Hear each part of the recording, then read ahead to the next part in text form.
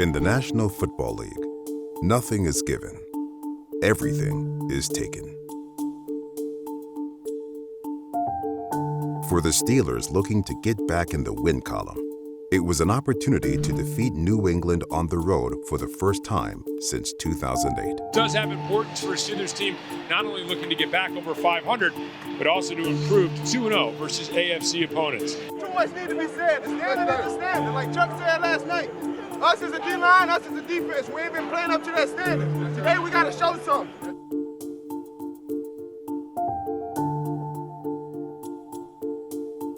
An AFC matchup with the only two teams to have won 6 Super Bowls.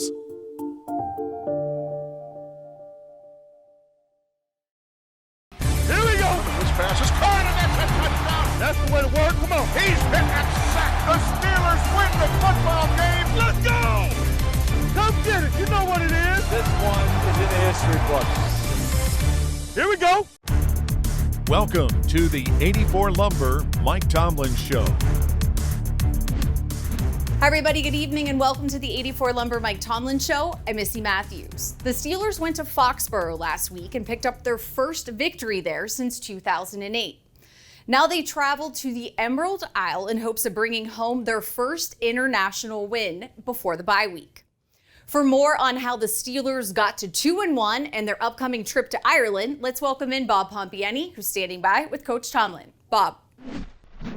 Hey, Missy, thanks very much. It's a big week before we take a look back at a Steelers win on the road in New England. Head coach Mike Tomlin is here, and you guys are going to be part of history. The first regular season NFL game ever in Dublin, Ireland. Makes sense given the Rooney's history. What does it mean to you? You know, it's always a humbling honor to represent American football internationally. I've been fortunate enough a few times in my life to be a part of that, and it always feels special, you know, to take our game globally and to represent our game in that way, and so I'm excited about it. I remember a preseason game there. Bill Cowher tells a story of how Pat Rooney, Dan's wife, was at an event the night before, and there was this big crystal trophy there. And she said out loud, "Oh, that would be nice to put in our collection." And Bill Cowher changed his entire strategy about winning a preseason game, which he didn't want to do. So the pressure's on you, you know that. Pressure's always on, though. It comes with the territory. Yeah, let's talk about last week. A lot of pressure up there. That's a tough place to play. You guys got to win, and you did it by taking the ball away. I know that was a point of emphasis, but it couldn't have gone any better from that point of view. How big are those plays in those situations? You know, it's huge. It's not only a cultural thing that we value, meaning regardless of opponent. We do some things during the course of our physical preparation week that kind of tease us up for that.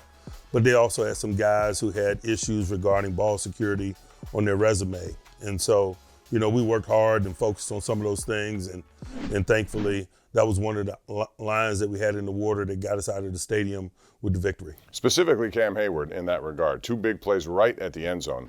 And I would imagine those are the kinds of plays that pump your team up and really deflate the other team given where they happen.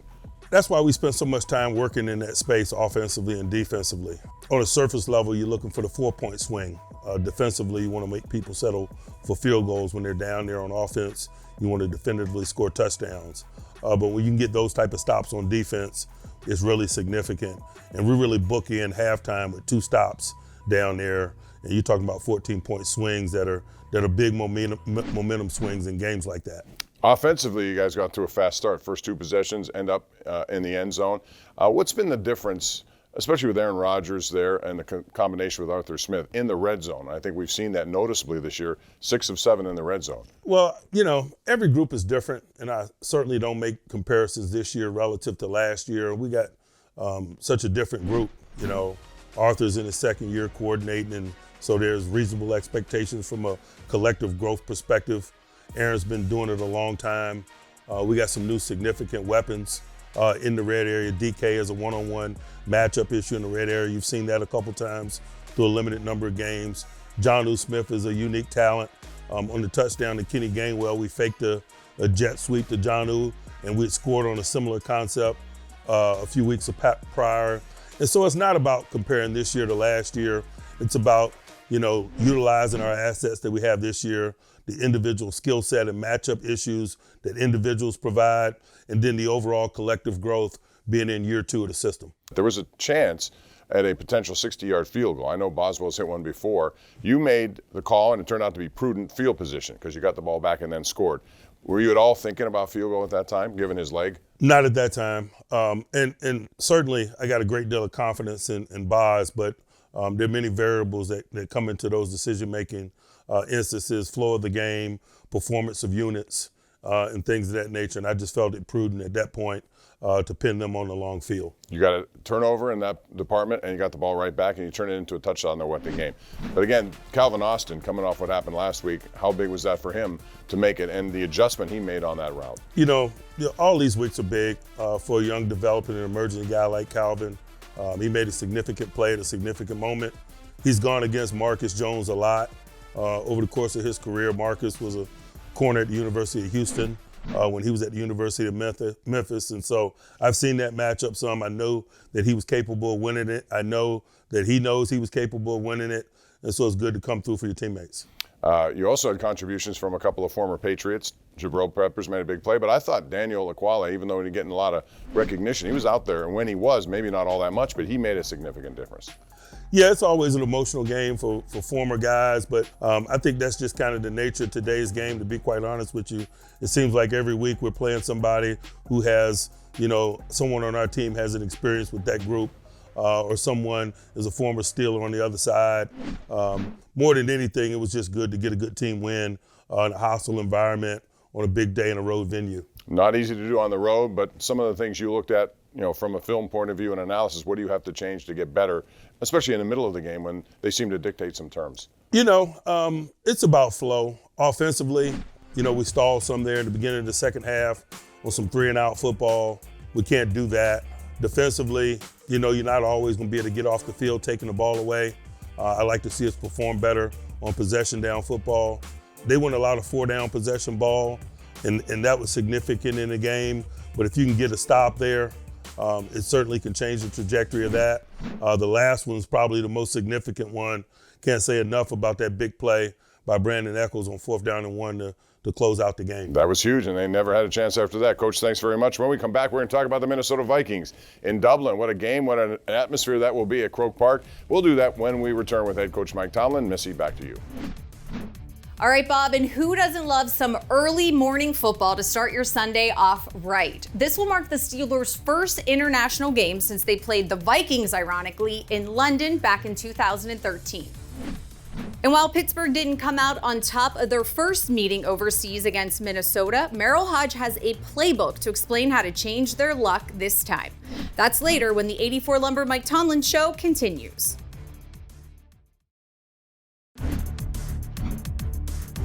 Welcome back to the 84 Lumber Mike Tomlin Show. Well, the Steelers are surprisingly one of only 3 teams that have only played one international game. But that all changes on Sunday at Croke Park when they square off against the Vikings. The only player who was on that roster in 2013 in London is Captain Cam Hayward. And for more on what he and the Pittsburgh defense are going to see from Minnesota's QB, let's go back to Bob and Coach. Guys.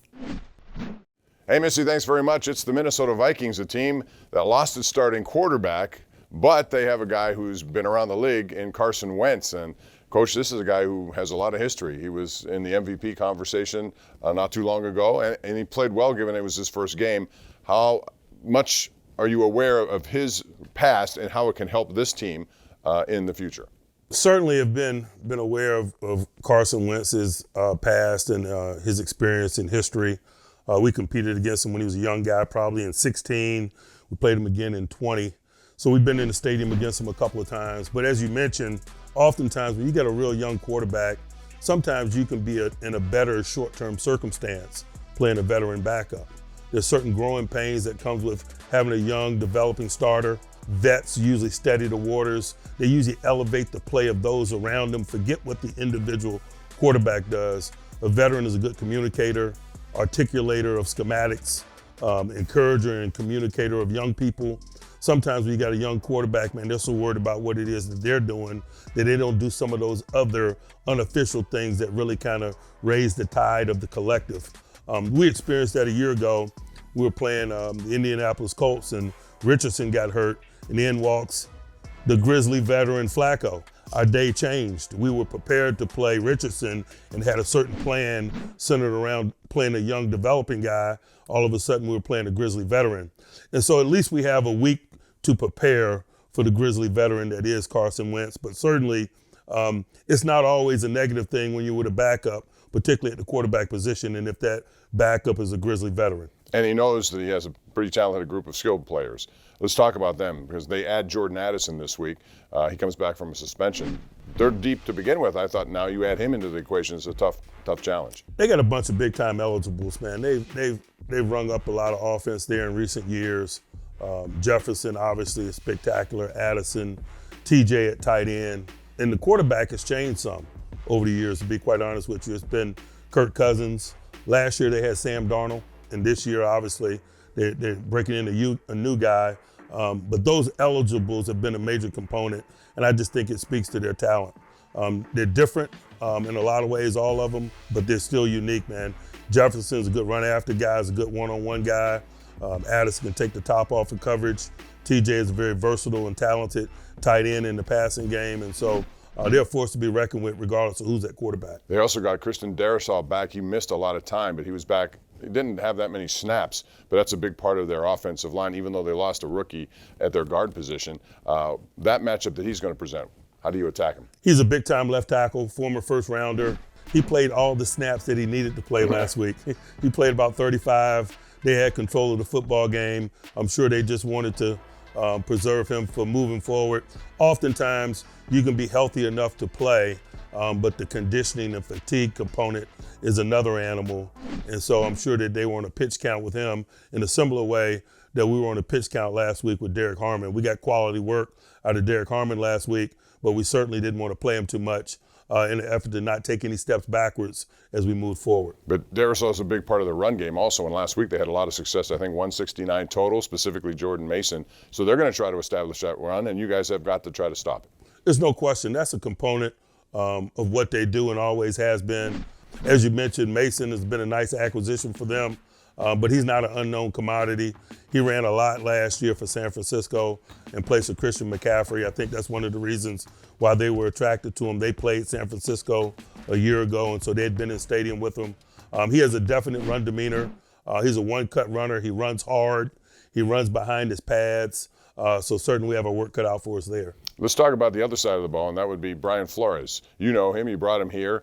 He does a lot of stuff pre-snap, but I guess it's comforting to know you have a guy like Aaron Rodgers who's seen this stuff before. What does he do specifically to make their defense roll? He has an aggressive and somewhat unorthodox schematic approach to football. He's thoughtfully non-rhythmic in terms of his pressure packages. His personality can change significantly from week to week. There's a lot of things that make him a challenging coordinator, but that's why he's had so much success. And I think a major component of him being able to put that collective together is the veteran-laden secondary that he has, centered around Harrison Smith. Having him back in the lineup last week was big business for them. He's a 35, 36-year-old safety. Murphy at corner, Rodgers at corner. He's got some guys that have played a lot of football back there. And when you're going to be as multiple as Flo likes to be, that's a major component of it as well. And Rodgers had a day that many people never experienced, 2 defensive touchdowns, 1 a pick six, 1 a fumble recovery. So they were doing what you guys were doing in New England. They did it to Cincinnati last week. Yeah, well, unfortunately, man, Flo learned that turnover culture here. The things that we do operationally day to day to create a turnover-like environment. He and I had a lot of conversations about it when he was here, and it's good to see that he's getting it done on his tape. Certainly don't want him to get it done this upcoming weekend, but it's cool to see some of the values and things that we talked about during his stay here showing up in a big way on the Vikings video. Both 2-1, the Vikings and the Steelers. They'll get it on in Dublin, Ireland this coming Sunday morning. It should be a tremendous week of activities heading up to that game. When we come back, the keys to the game. Missy will have that for you shortly. All right, thanks so much, Bob. Looking forward to those keys. And up next, we'll also check in with Merrill Hodge for this week's Playbook. We're just hours away from the first ever game in Ireland, and it's fitting it will take place at Croke Park, the largest sporting venue on the island. Croke Park opened in 1884, and a crowd of 75,000 plus is expected to attend. We'll be right back after the break.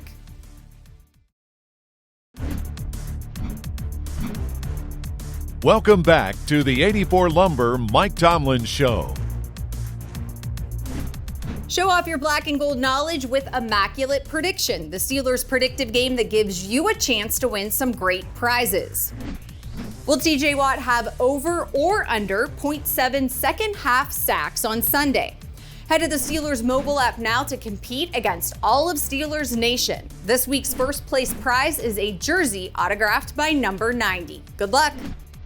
Well, this Week 4 matchup between Aaron Rodgers and Brian Flores could turn into a little game of cat and mouse. They faced off last year in London when Rodgers was with the Jets.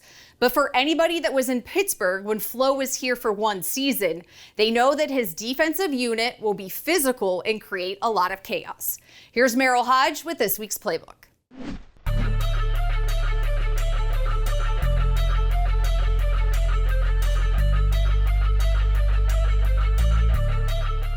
Hi everyone, welcome into the UPMC Rooney Sports Complex for the Playbook. All right, the Minnesota Vikings. The one thing that they do, I think better than anybody in football, they create confusion defensively. And they create confusion by people they put on the field. They'll play with a lot of linebackers. They play with a lot of defensive backs. They'll play with one defensive line at times. But this is a great example of how they create confusion. Now, when I say confusion, I think people misunderstand. They think the quarterback has to see everything, which is true. But so does the offensive line, so does the running backs, so does the wide receivers, so do the tight ends. Everybody has to see things the same way. If you don't, that's when you get in trouble. And here's what Minnesota tries to do. They challenge you in identifying people. So right here, there's only one guy with his hand in the dirt. This is very odd looking. This is not very systematic to what you're used to. You see, 3 guys on the ground or 4 guys, very seldom one. Then everybody else is standing up. And then there's a lot of linebackers and DBs. There's not a lot of defensive linemen. So they try to create confusion by an illusion. So they'll line up like this. So it's very important that you identify who is coming and who's who before you snap the football. Because when you snap the football, they make it look like a lot of people are coming. But in this particular example, they only bring 4. And we'll get to how well they execute pressures with their 4 here in a second. But they created confusion initially by the illusion of people standing up at the line of scrimmage versus down on the ground. And then when they snap the ball, they sprint everywhere. And it looks like, at the moment, chaos. They take away the quick passes, quarterback panics. Now, the one thing about our quarterback, Aaron Rodgers, he's not going to panic like that. With the experience that he has, he's composed. He'll sit there. But you still got to block people, and you got to count for people, which the Bears don't do here. But they take away the initial quick pass, and he can't throw the football. So quick pressure, has to throw the football away. But from the end zone, you're really going to see, I think, what is really where they are extremely dangerous. Keep in mind, they only bring 4 people. So by number-wise, this is not a pressure. Illusion-wise, it makes it look like a pressure because they got people standing up, and sometimes get offensive linemen, even quarterbacks and receivers and backs get confused on who's who, and they miss people. But in this case, what the Vikings do a good job, and they're known for this, is how they execute their pressures. Look at how the stun inside takes the center. And 76, the guard's working out to the outside because 58's dangerous. 91's coming, even though the tackle has him, but he has to respect 58. So he occupies his eyes too long there. 44 rips across the center, and now here comes 51 untouched. These are the things that they do so well and are so effective that your offensive line have to have a big day against these guys along with your backs. They have a big day, and they handle these pressures. Our quarterback will make them pay for it. And make sure you check out some more exclusive content on the team's official YouTube page. Well, the NFL has never played more than 5 international games in a season. That is until this year. They'll be playing 7 games outside of the United States. And the Steelers and Vikings will be making history when they square off for the first NFL game in Ireland. For more on your keys to the game presented by your neighborhood Ford store, let's send it back to Bob and Coach one final time. Guys.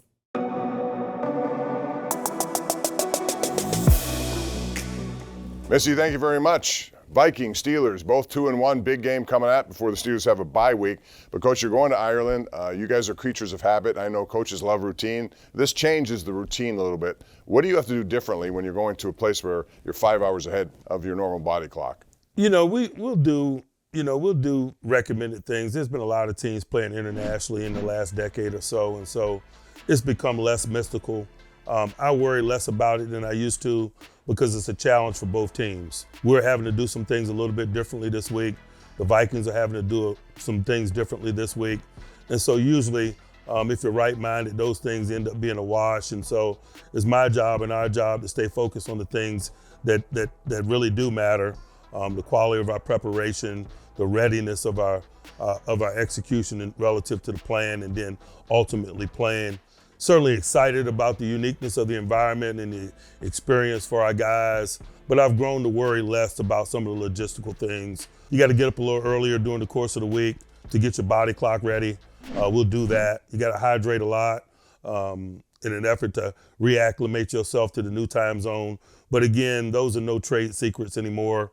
There's been so many international games from various organizations within the league. It's almost like a best practices workshop or worksheet, if you will, regardless of where you're playing. One of the keys I would imagine for them is going to their tight end, TJ Hawkinson. You just saw last week a guy like Hunter Henry had some space in the middle of the field. You got to shut that down. How do you do that against a big guy like him? Well, they also use TJ to help in protections as well, and so they got some decisions to make there. We like our four-man rush. They're more of a protection-first group. Some weeks, TJ is big in the passing game. Some weeks, he's bigger in the protection game. I would imagine in the one-dimensional passing moments, he's going to be in the protection game this week. So it's more about stymieing his passing game contributions on first down, like in the boot game and things of that nature. Coach, enjoy it. Have a great time out there and bring back a win. Appreciate it. You know it. Thank you. All right. Head coach Mike Tomlin, and it's Vikings Steelers come out this weekend. Should be a great week. Hope you all enjoy, and that's going to do it for our program. For Missy Matthews and Mike Tomlin, I'm Bob Pompeani. We'll see you next week on another edition of the 84 Lumber Mike Tomlin Show.